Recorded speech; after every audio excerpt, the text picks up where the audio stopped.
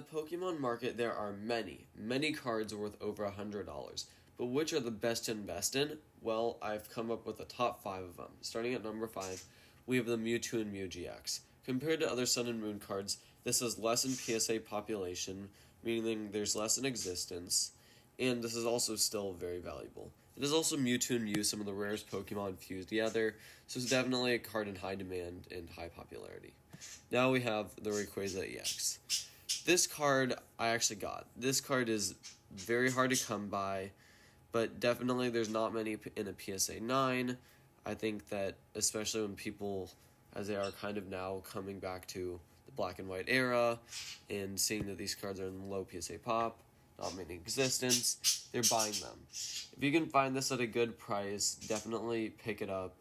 I think it's the most valuable card in its set. It's one of the most valuable black and white cards in the era, period. Okay, now we have another popular card. Mega Charizard EX. This card was, the most valuable card in Flashfire. I think that this card, while it's worth I think going for $375.83. Definitely maybe a bit overpriced. Now, it was the most valuable card in the XY era, but got dethroned by a card that will be coming up. This card definitely super cool. They kind of discontinued having the golden outline, but not having it not be a full art or an alt art. But definitely, I think there's not a ton in PSA population. I think in a 9, I don't know how much they're going for, but definitely if you see this card, again, there's not many in existence. It's Mega Charizard. Flashfire was a popular set. It was hard to pull, like the Rayquaza EX that I just showed you. So definitely worth picking up. Now we have the Garchomp.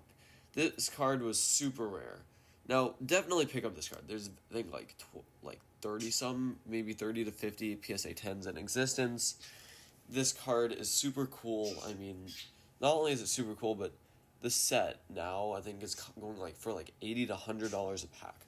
So definitely not many are being pulled now. So its population isn't going to go up by that much over the years, which definitely makes it a good find. Now, again, I think PSA 9s also, there's more in existence, I think over 100, but they still carry high profit margins, go for $400 some. So definitely, if you find this card, which will probably be extremely hard, it's worth picking up. Now we have number 1, the Dialga EX. This card was really the first of its kind, and kind of only. It's all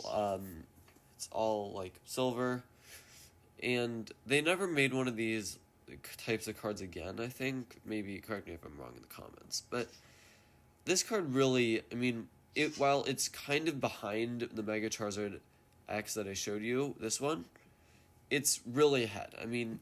The market price is behind, but this card just goes for more overall in raw in a PSA condition. There's fewer in existence. It's hard to degrade as a 10. So if you have it in a 10, it could be worth thousands easily.